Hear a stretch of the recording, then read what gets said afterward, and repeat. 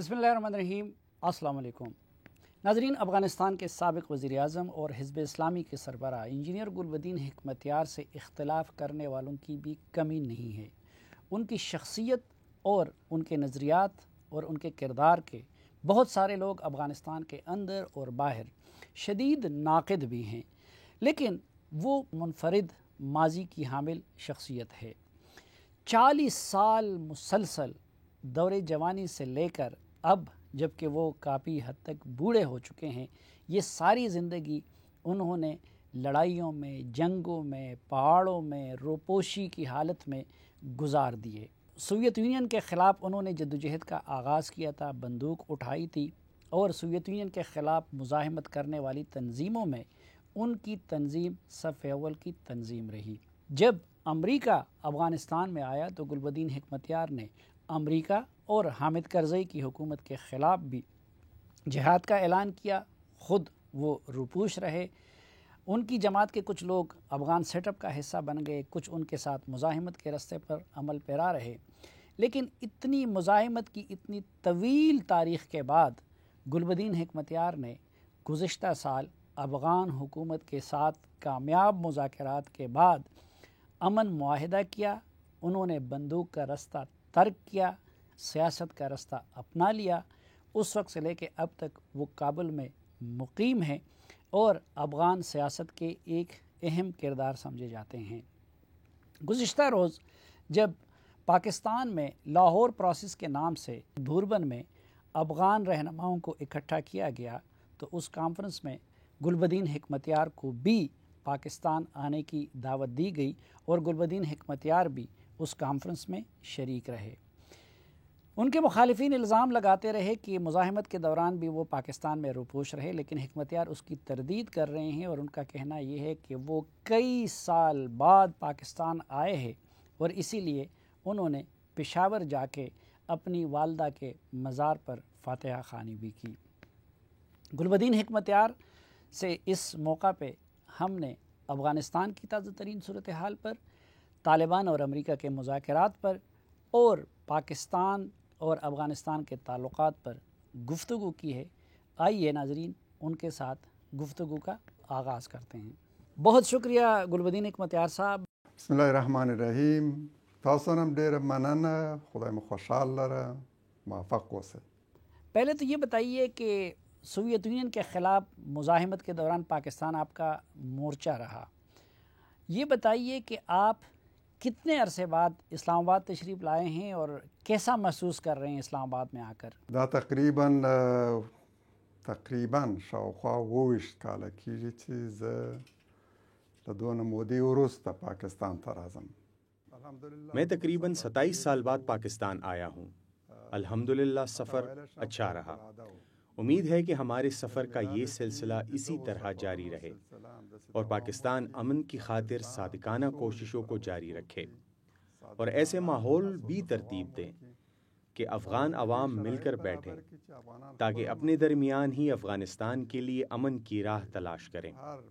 ہم پاکستان سمیت تمام ہمسایہ ممالک جو افغانستان میں کچھ نہ کچھ اثر رسوخ رکھتے ہیں منتظر ہیں کہ افغانستان کے عوام کو اس بات پر قائل کریں کہ وہ مل کر بیٹھیں، چاہے وہ افغانستان کے اندر ہو یا ہمسایہ ممالک میں، تاکہ یہ بحران حل ہو اور جنگ ختم ہو۔ اس کے ساتھ ساتھ جو بھی مسائل موجود ہیں ان سب کے لیے ایک بین الافغان راہ تلاش کریں۔ د نورو مهمو ملي مسایلو په ارتباط چې نن افغانانو سره مخامخ دي خپلو منځونو کې توافق وکړي او د ټولو مشکلاتو لپاره افغاني حل ولټوي۔ हिकमतयार साहब, قضیہ अफ़गानिस्तान का है, लेकिन उसके लिए एक कॉन्फ्रेंस काबुल, नंगरहार या कंदाहार की बजाय मरी में हो रही है। ये आप नहीं समझते कि अफ़गानिस्तान के मामलात में मुदाखलत है और उसमें आप क्यों शरीक हुए؟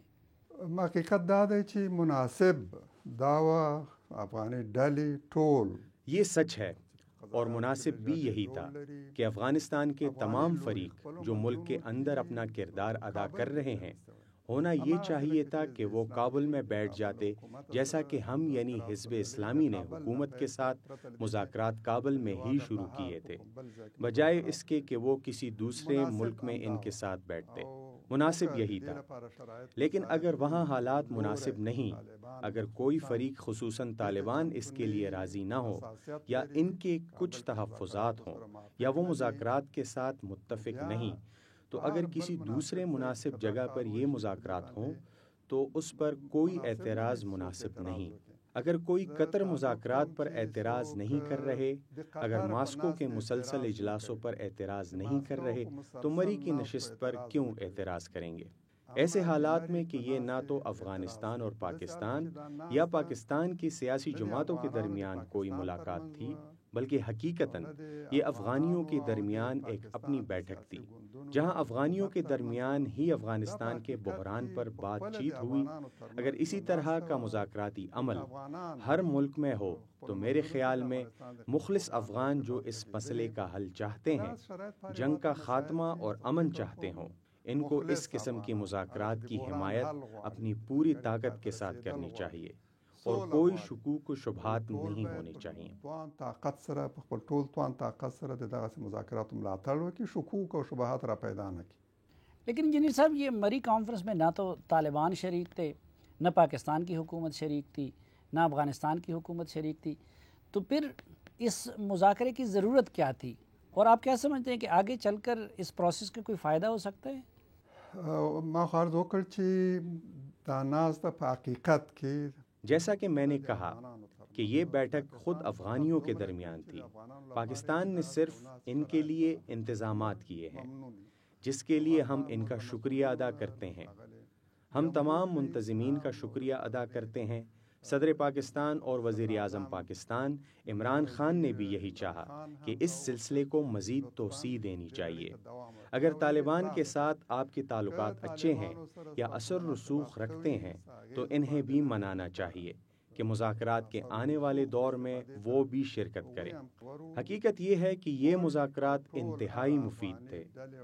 ہم اور تمام فریق جنہوں نے مذاکرات میں شرکت کی، ان کا مطالبہ یہی تھا کہ اس سلسلے کو جاری رکھنا چاہیے، اس وقت تک جاری رکھنا چاہیے جب تک افغان اندرونی بحران کے حل پر متفق ہو جائیں۔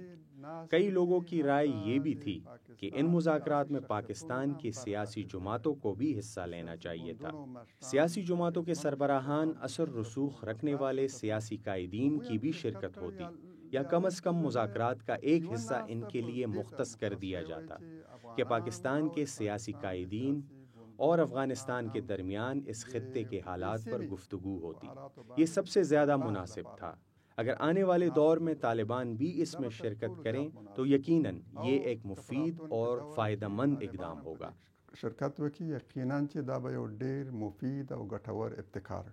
آپ کیا سمجھتے ہیں کہ پاکستان ایسا کوئی انتظام کر سکتا ہے یا اس کی اہلیت ہے پاکستان میں کہ وہ طالبان، افغان حکومت اور دیگر فریقوں کو ایک ساتھ بٹھا دے؟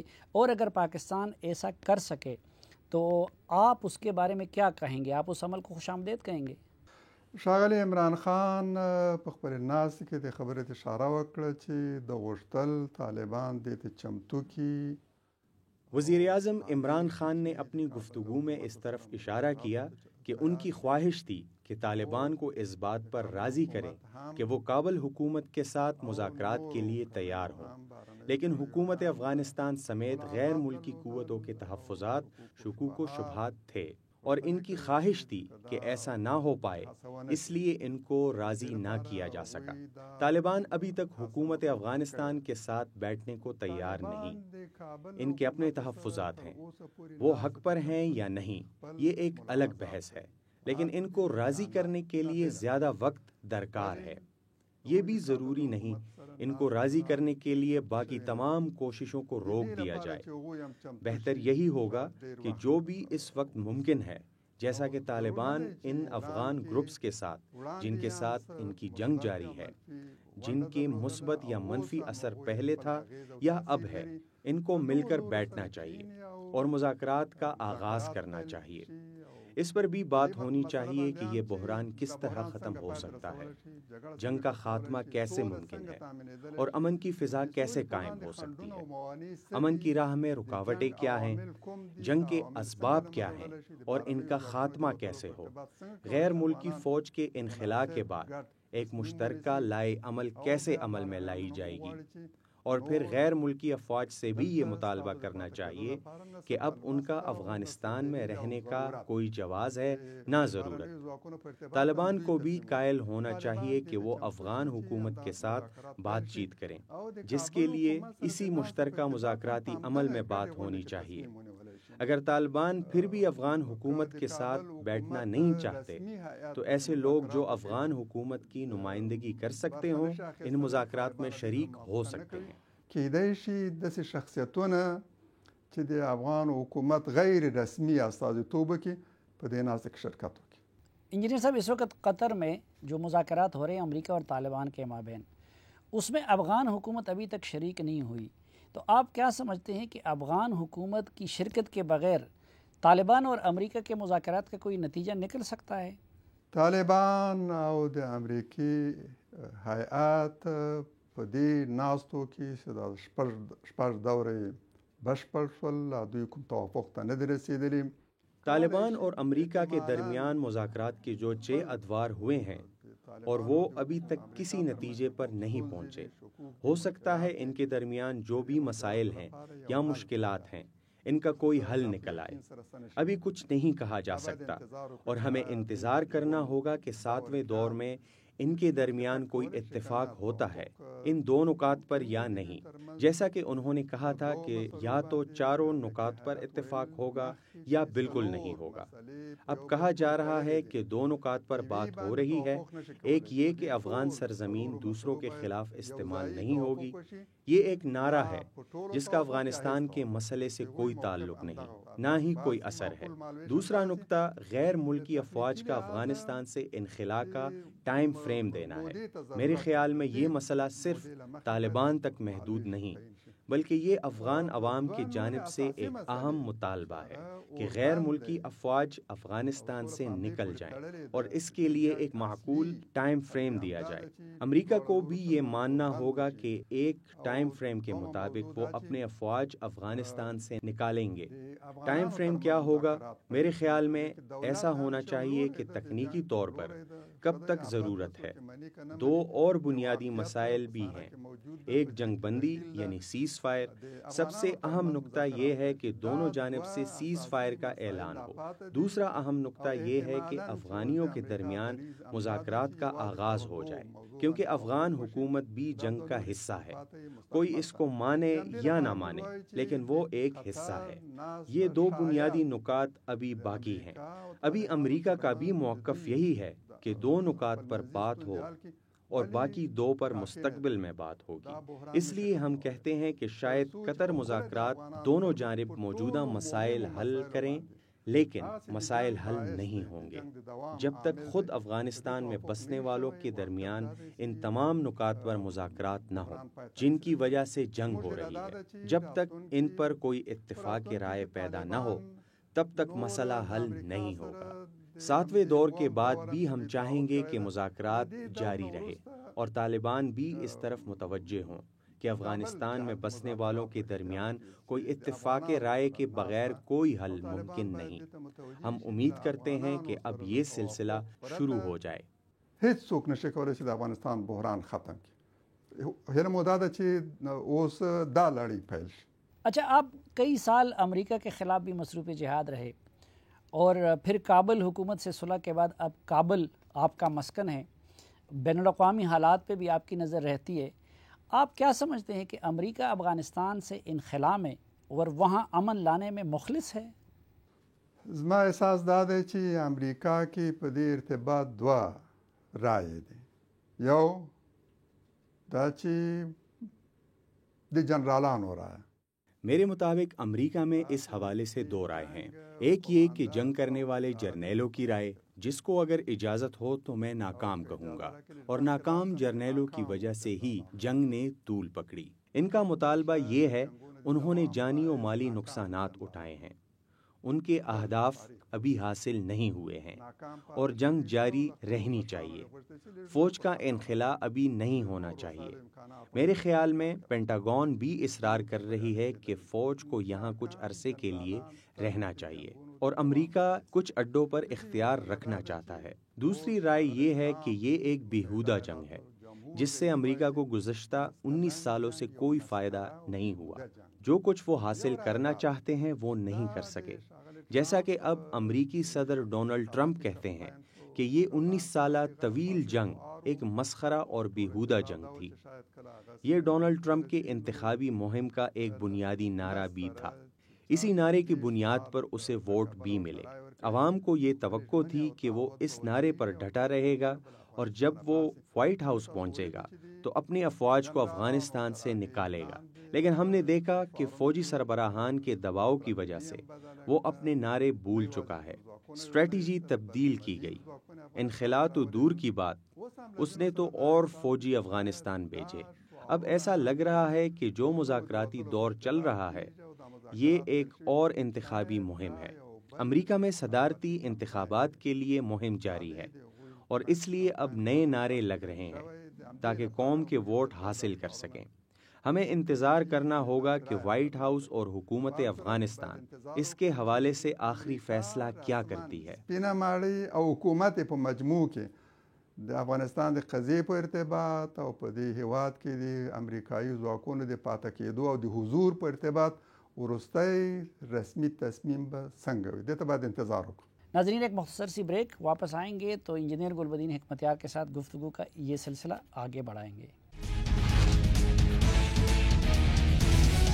آج کے جرگے میں ہمارے ساتھ ہیں پاکستان کے دورے پہ آئے ہوئے حزب اسلامی کے امیر اور سابق افغان وزیر اعظم انجینئر گلبدین حکمتیار صاحب۔ انجینئر صاحب، کچھ لوگ سمجھتے ہیں کہ حل کے لیے صحیح فورم وہی ہوگا کہ جس میں طالبان، افغان حکومت، پاکستان اور امریکہ ایک ساتھ بیٹھ جائیں۔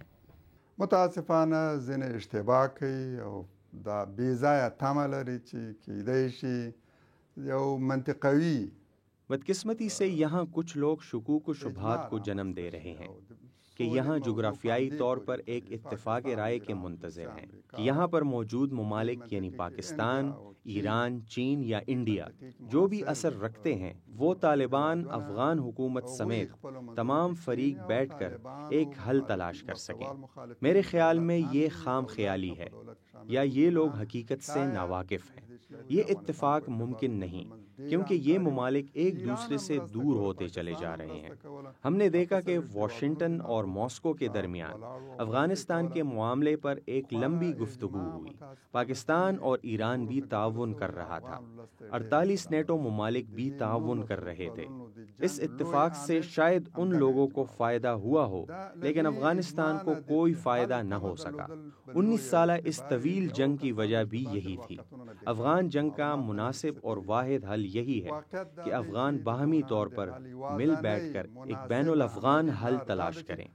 دوسرے اگر ایک معاون کے طور پر مدد کرنا چاہتے ہیں، مذاکرات کے لیے حالات سازگار بنانا چاہتے ہیں، بے شک کریں اور جس حل پر اتفاق ہو اس کی حمایت کرنی چاہیے۔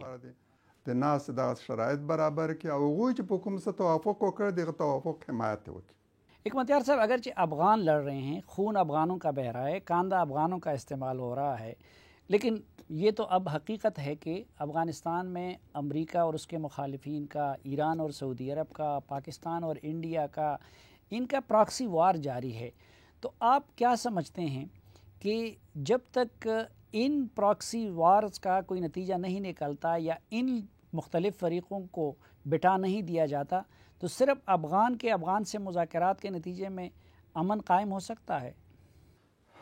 صاحب سخت پوښتنه کوي، خصوصا دا چې آیا افغاني ډلې مستقل دي او په نورو پورې تړلې نه دي؟ صافی صاحب، آپ بہت سخت سوالات کر رہے ہیں۔ یہ سوال کہ کیا افغانستان میں موجود فریق کسی دوسرے کے ساتھ تعلق تو نہیں رکھتے۔ حقیقت یہ ہے کہ یہ جنگ خفیہ اداروں کی جنگ ہے جو افغان عوام پر مسلط کی گئی ہے۔ یہ جنگ سوویت یونین سے نیٹو تک پہنچ گئی ہے اور موجودہ جنگ پرانی جنگ کی طرح ہی ہے۔ نہ یہ افغانستان کی جنگ ہے، اندرونی بھی نہیں، اور نہ ہی یہ ایک مذہبی جنگ ہے۔ یہ باہر سے مسلط شدہ جنگ ہے۔ افغانستان کو کوئی استثناء بھی حاصل نہیں۔ عراق، لیبیا، شام میں جو جنگیں ہوئیں، یہ ساری جنگیں ایک دوسرے کے ساتھ ربط رکھتی ہیں۔ یہ مسلمانوں کے خلاف جنگ ہے مسلمان ممالک ان کی جان و مال تباہ ہو رہے ہیں۔ یہاں پر دوسرے ممالک کے اسلحہ بردار بھی موجود ہیں۔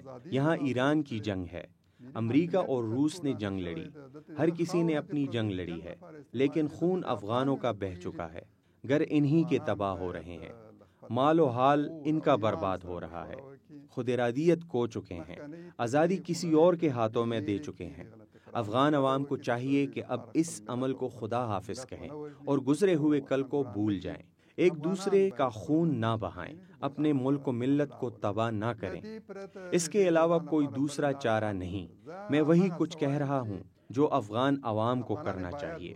ہر باضمیر افغان کو چاہیے کہ ایک دوسرے کا ہاتھ تھامیں اور دوسروں کی جنگ کا خاتمہ کریں اور اس بحران کو ختم کرنے کے لیے ایک بین الافغان حل تلاش کریں۔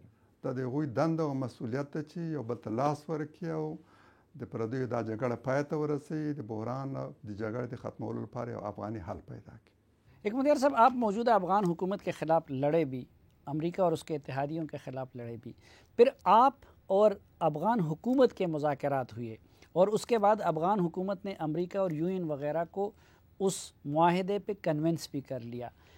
آپ افغان حکومت کے ساتھ جو تجربہ کر چکے ہیں امن معاہدے کا، وہ تجربہ آپ کا افغان حکومت کے ساتھ کامیاب رہا؟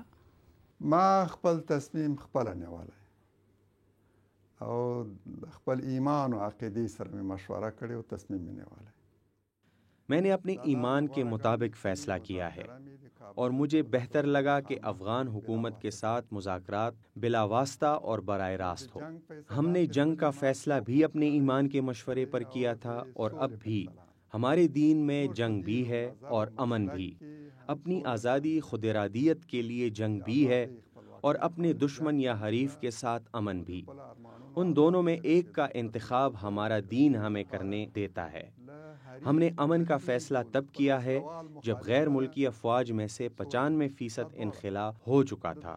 باقی 5% کے حوالے سے بھی اس وقت کے امریکی صدر براک اوباما نے اس وقت اعلان کیا تھا کہ 2016 کے آخر تک کوئی امریکی فوجی افغانستان میں نہیں رہے گا۔ اس لیے ہم نے سوچا کہ افغان حکومت کے ساتھ مذاکرات ہو۔ طالبان کو بھی میرا مشورہ تھا اور ہے کہ یہی راستہ اپنائیں۔ یہ بات کہ اس سے امن عمل کو کوئی فائدہ پہنچا یا نہیں، تو میں سمجھتا ہوں کہ آج جو کوششیں ہو رہی ہیں اسی سے آغاز ہوا۔ ہم امن پر راضی ہیں۔ افغان حکومت بھی زیادہ با اختیار نہیں، ابھی بھی وہ آزاد نہیں کہ اہم مسائل پر فیصلہ کرے۔ ایک مثال میں دیتا ہوں کہ معاہدے کی روح سے 2 مہینوں کے اندر حزب اسلامی کے تمام سیاسی و نظامی قیدیوں کو رہا کرنا تھا۔ کچھ کو تو رہا کیا گیا، لیکن دیے گئے فہرست میں جو اہم نام تھے تمام اداروں نے اجازت دے دی۔ آخر میں صدر نے فیصلہ کرنا تھا، لیکن جواب یہ تھا کہ امریکہ کو یہ منظور نہیں کہ ان کو رہا کیا جائے۔ 69 اہم افراد ہر بار اس فہرست سے نکال دیے گئے۔ اس کا مطلب یہ ہے کہ اس میں بھی امریکہ کی رضامندی چاہیے تھا۔ اس کی ایک اور مثال یہ ہے کہ تمام سیاسی جماعتوں نے اتفاق کیا کہ انتخابی عمل میں تبدیلی لائی جائے گی اور پرانے نظام کو ختم کیا جائے گا۔ اسی نظام کی وجہ سے یہ بحران موجود ہے۔ اسی نظام کی وجہ سے امیدواروں کے انتخابی مہم کے دوران حملے ہو رہے ہیں۔ تمام جماعتیں متفق تھیں کہ انتخابات نئے نظام کے مطابق ہوں گی، بائیو میٹرک نظام سے استفادہ حاصل ہوگا۔ اتفاق ہو گیا، الیکشن کمیشن نے مان لیا، صدر کی جانب سے حکم نامہ جاری ہوا، لیکن امریکہ نے مداخلت کی اور کہا کہ تمام انتخابات پرانے نظام کے مطابق ہوں گے، بائیو میٹرک نظام کا استعمال نہیں ہوگا۔ احزابو دا ګډه فیصله د انتخاباتو د کمیسیون سره د هغوی اجماع د جمهور رئیس فرمان دا ټول تر پښو لاندې شوي ده، ویل شوي چې یو انتخابات به ترسره کیږي د مخکني سیستم مطابق به وي او له بایومترک وسایلو نه افغانان استفاده نشي کولی۔ تو انجینئر صاحب، ایک طرف آپ کہہ رہے ہیں کہ آپ کے ساتھ افغان حکومت نے وعدے پورے نہیں کیے، اور دوسری طرف آپ طالبان سے کہہ رہے ہیں کہ وہ اس افغان حکومت کے ساتھ بیٹھ کے مسئلے کا حل نکالیں۔ اس سے تو طالبان کے موقف کو تقویت نہیں ملتی کہ اشرف غنی بے بس ہے اور ان کے ہاتھ میں کچھ بھی نہیں ہے؟ صافی صاحب محترم، زه فکر کوم چې دا دریځ او دا انتباه او تشخیص صحیح نه دی، میرے خیال میں یہ رائے درست نہیں۔ وہ ان لوگوں کے ساتھ بیٹھنا چاہتے ہیں جو امن نہیں چاہتے۔ امن مذاکرات میں رکاوٹ وہی لوگ ہیں۔ اب یہی ایک حل ہے کہ بغیر کسی غیر ملکی مداخلت کے بین الافغان مذاکرات ہوں۔ ہم اگر غیر ملکی کے ساتھ بیٹھ کر ان کو کہیں گے اور ان سے امید رکھیں گے تو ایک افغان کے لیے یہ کبھی بھی مناسب نہیں۔ ہمیں اپنے مسائل خود افغان عوام کے درمیان حل کرنے ہوں گے، کیونکہ یہ ہمارے اپنے مسائل ہیں۔ طالبان کو بھی ہمارا مشورہ یہی ہے کہ وہ آئیں۔ میں سمجھتا ہوں کہ اگر افغان متفق ہوں، تمام نہیں، اگر حزب اسلامی اور طالبان بھی آپس میں متفق ہوں، یہ مسئلہ اور جنگ ختم ہو سکتی ہے۔ غیر ملکیوں کو بھی باور کرایا جا سکتا ہے کہ وہ افغانستان سے نکل جائیں، بلکہ غیر ملکیوں کے انخلا کا فیصلہ بھی افغانوں کو ہی کرنا ہے۔ حکمتیار صاحب، آپ صرف افغانستان کی نہیں بلکہ شاید اسلامی دنیا کی واحد ایسی شخصیت ہے جن کے تقریباً 40 سال مورچے میں، مزاحمت میں، لڑائیوں میں گزر گئے، اور اب بالآخر آپ نے بندوق کا رستہ ترک کر کے سیاست کا رستہ اپنا لیا ہے۔ تو آپ کا تجربہ کیا بتاتا ہے کہ بندوق کا رستہ زیادہ مؤثر ہے یا سیاست کا رستہ زیادہ مؤثر ہے؟ صافی صاحب محترم، زما د مبارزې 50 کاله شاوخوا کېږي. دا مبارزه مو له فکري سنگر او میدانه پیل کړه. جنگ ته مجبور. میں گزشتہ 50 سالوں سے اپنی جنگ لڑ رہا ہوں۔ ہمیں جنگ کے لیے مجبور کیا گیا۔ ہم نے اپنے حریف جماعتوں کو فکری میدان میں شکست دی تھی۔ میں جب کابل یونیورسٹی کا طالب علم تھا تو ہماری جدوجہد شروع ہوئی۔ ہم نے انتخابات میں سیاسی جماعتوں کو بری طرح شکست دی۔ 3 سال بعد ہم نے 42% نشستیں جیت لی تھیں۔ مجھے یقین ہے کہ روس کو یقین تھا کہ اگر کمیونسٹوں کو مدد فراہم نہیں کی گئی تو اسلامی تحریک آگے بڑھے گی اور افغانستان ان کے ہاتھ سے نکل جائے گا۔ اس لیے ہم پر جنگ مسلط کی گئی۔ جنگ اور امن وہ 2 راستے ہیں جن میں مسلمان کو ایک راستہ منتخب کرنا ہوتا ہے۔ ہم نے جنگ شروع نہیں کی۔ اب ہم سمجھتے ہیں کہ ہمارے لیے امن ضروری ہے۔ تمام اسلامی تحریکوں یا سیاسی جماعتوں کو بھی ایک راہ کا انتخاب کرنا ہوتا ہے۔ کچھ نے جنگ اپنا لیا اور اپنے اہداف شاید وہ ابھی تک حاصل نہ کر سکیں۔ ہم نے دوران جنگ بھی اپنے بڑے اہداف حاصل کیے۔ سوویت یونین کو افغانستان سے نکال دیا، کمیونسٹوں کو شکست دی اور عوام کو اسلام کی طرف لے آئے۔ کچھ اور سیاسی جماعتوں نے انتخابات کا راستہ اپنایا۔ مصر میں اخوان المسلمین کو اکثریت ملی، لیکن ان کے منتخب صدر کو قید کیا گیا اور وہاں انہیں شہید کر دیا گیا۔ یہ دونوں راستے اپنائے گئے ہیں۔ شرط اور تقاضے کیا ہیں؟ اسلامی تحریک معروضی حالات کو مد نظر رکھتے ہوئے فیصلہ کرتا ہے۔ اسلام میں دونوں موجود ہیں، ایک کو بھی ہم پس پشت نہیں ڈال سکتے۔ کبھی ہمیں ہتھیار اٹھانے پڑتے ہیں جب جہاد فرض ہوتا ہے، تو کبھی غیر مسلح جدوجہد کی ضرورت ہوتی ہے، تو سیاسی جدوجہد جاری رکھتے ہیں۔ غیر وسله واله مبارزه، فکری مبارزه، سیاسی مبارزه دا مفید ده، باید همدا لار غوره شي۔ ناظرین، حکمتیار صاحب سے ابھی اور بھی بہت کچھ جاننا ہے اور بہت کچھ اور سوال بھی ان کے سامنے رکھنے ہیں، لیکن ایک وقفے کے بعد۔ آج کے جرگے میں ہمارے ساتھ ہیں سوویت یونین کے خلاف مزاحمت کرنے والے، امریکہ کے خلاف مزاحمت کرنے والے، موجودہ افغان حکومت کے ساتھ مزاحمت کرنے والے کے خلاف اور اب ان کے ساتھ مفاہمت کرنے والے افغان رہنما انجینئر گلبدین حکمتیار صاحب۔ حکمتیار صاحب، کابل میں اور واشنگٹن میں ایک تاثر یہ ہے، خصوصاً کابل میں، کہ طالبان جو کچھ بھی کر رہے ہیں افغانستان میں وہ پاکستان کی شہ پہ کر رہے ہیں۔ آپ کیا سمجھتے ہیں کہ پاکستان پہ اس الزام میں کتنی حقیقت ہے، اور کیا آپ بھی یہ سمجھتے ہیں کہ طالبان پاکستان کی مٹھی میں بند ہیں؟ زه فکر نه کوم چې پاکستان دی په طالبانو دومره هم اغیز ولري چې هغوی د جنگ او د سولې پریکړه د دوی په خوښه وکړي. میں نہیں سمجھتا کہ پاکستان افغان طالبان پر اتنا اثر رکھ سکے کہ وہ جنگ یا امن کے فیصلے ان کے خواہشات کے مطابق کرے۔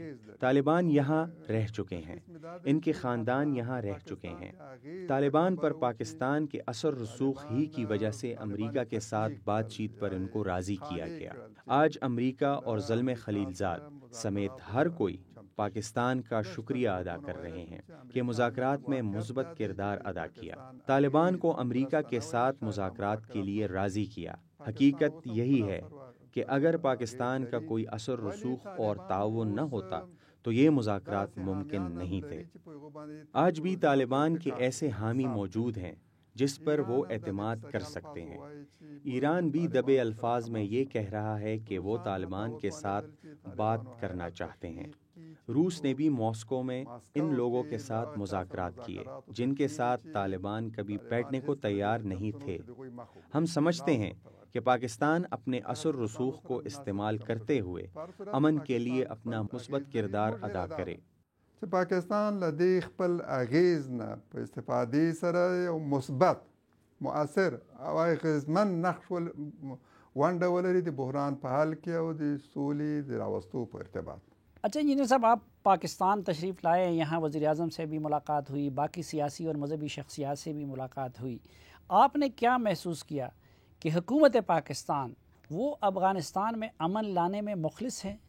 زه باور لرم پاکستان مشران حکومت اوس دې ته ترجیح ورکوي چې دا جګړه پای ته ورسیږي او په افغانستان کې امن او سوله تأمین شي او دا ټوله سیمه د جنگ له اغیز نه وژغورل شي۔ مجھے یقین ہے کہ پاکستان کے سربراہان حکومت بھرپور کوشش کر رہے ہیں کہ افغانستان میں امن ہو اور اس پورے خطے میں جنگ کا خاتمہ ہو جائے۔ حقیقت یہ ہے کہ اس جنگ کا سب سے بڑا نقصان افغانستان کے بعد پاکستان کو ہوا ہے۔ اس 19 سالہ جنگ میں 75,000 سے زائد عام عوام قربانی دے چکے ہیں۔ میں نے وزیر اعظم عمران خان کو کہا کہ آپ نے 19 سالہ طویل مدت میں 75,000 جانوں کی قربانیاں دیں، لیکن ہمارے صرف رمضان کے مہینے میں ہر روز 300 سے 350 لوگ مارے گئے، یعنی ایک مہینے میں تقریباً 9,000 لوگوں کو مارا گیا۔ ایک سال میں 1,20,000 تک لوگ مارے گئے۔ ہمارے ایک سال کے مارے گئے افراد کی تعداد پاکستان کی 19 سالہ قربانیوں سے زیادہ ہے۔ حقیقتاً اس جنگ کے نقصانات سب سے زیادہ ہم نے اور پاکستان نے اٹھائے ہیں، چاہے سیاسی طور پر ہو، معاشی یا جانی نقصان کی شکل میں پاکستان نے بڑا نقصان اٹھایا ہے۔ پاکستان ابھی تک وسط ایشیا کے گیس کے ذخائر سے مستفید نہیں ہو سکا، افغانستان کی مارکیٹ تک رسائی نہیں حاصل کر سکا، بلکہ ایران کا قبضہ ہے۔